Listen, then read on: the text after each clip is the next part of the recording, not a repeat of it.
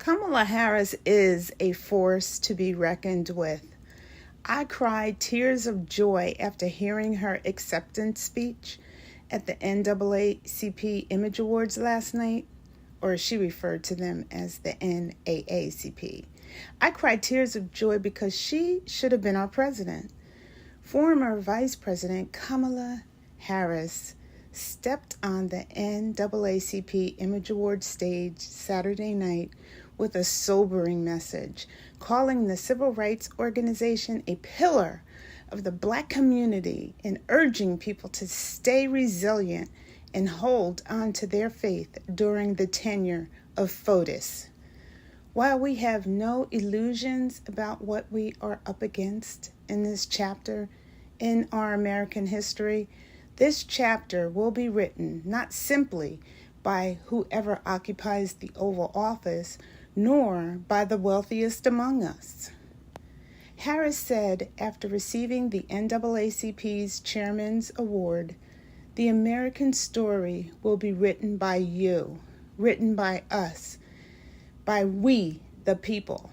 In her first major public appearance since leaving office, Harris did not reference her election loss or FOTUS's actions since entering the Oval Office. Although FOTUS mocked her earlier in the day at the Conservative Political Action Conference, she went on to say, "Some see the flames on our horizons, the rising waters in our cities, the shadows gathering over our democracy, and ask, what do we do now?" Harris said, "But we know exactly what to do because we have done it before and we will do it again. We use our power, we organize, we mobilize, we educate, we advocate. Our power has never come from having an easy path." When Kamala campaigned and the beautiful and intelligent First Lady Michelle Obama campaigned for Vice President Harris, continually stressing, "We're not going back again, we are not going back." We all knew what that meant. 92% of us knew exactly what that meant, as did others.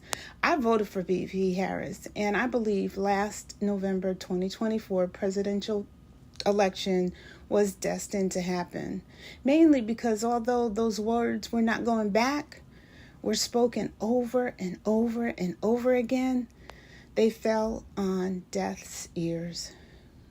Where a convicted felon would secure the presidency, it wasn't until about 11 p.m. on that dreadful Tuesday night that I knew in my heart that the election was over. VP Harris reminded us this organization came into being at a moment when our country struggled with greed, bitterness, and hatred. And those who forged the NAACP, those who carried its legacy forward, had no illusions about the forces that were up against. No illusions about how stony the road would be, she said, adding that some may be overwhelmed by the current climate and at a loss for what to do.